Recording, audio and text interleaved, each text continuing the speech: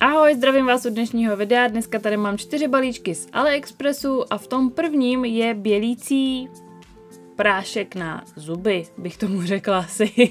Je to takový ten černý prášek, který jste určitě viděli kdekoliv na netu, na Instagramu jsem ho tady hlavně viděla já, takže jsem se rozhodla to zkusit vyzkoušet. Tohle balení má 30 gramů a vyšlo zhruba na 55 korun, samozřejmě záleží na aktuální ceně kurzu a samozřejmě taky záleží na aktuálních nabídkách prodejců, určitě třeba seženete i levnější nebo mnohem dráž. Já na tenhle bělící prášek plánuju, funguje to video, tak doufám, že se na něj mrkněte, až bude online a jdeme rovnou na další balíček.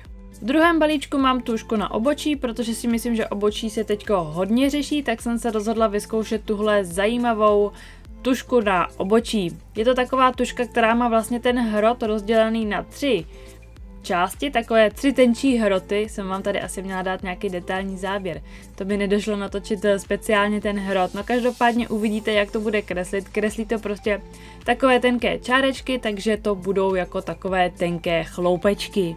Osobně se mi to hodně líbí, každopádně tahle barva je na mě moc světlá a v tom obočí mi nějak není moc vidět. Až někdy budu zase objednávat, tak si asi objednám tmavší barvu, protože tahle je na mě opravdu světlonká a nejde to moc vidět. Každopádně se mi líbí, že je to voděodolné, píšou tedy, to jsem úplně neskoušela, mám pocit, ale zaschlo to hezky, že to nejde vůbec rozmazat, takže by to na tom obočí mělo krásně držet. Zkusíme to ještě společně odlíčit, mám tady dvoufázák a micelárku od Sienu, oboje z Lidlu. A myslím si, že to jde obouma přípravkama odlíčit absolutně stejně, nijak to na té ruce nezůstává zažraný, ale jde to podle mě odlíčit úplně normálně. V některých místech se musela trošičku víc přitlačit. Takže ano, tenhle produkt se mi zalíbil, akorát si ho tady objednám asi v tmavší variantě, aby to v mém obočí bylo trošku více vidět. Další balíček bude tak trošku nekosmetický, takže se mi moc nehodí, ale asi jiná bych ho už neměla zařadit. A v balíčku jsou takové ty vychytávky na telefon, nebo spíš na pouzdra na telefonu. Vy si tam přilepíte ten špunt, já tomu říkám špunt, a vlastně můžete za to ten telefon pohodlněji držet. Oba tyhle špunty nechám do soutěže, tak doufám, že se vám budou líbit a my se rovnou vrhneme na další balíček.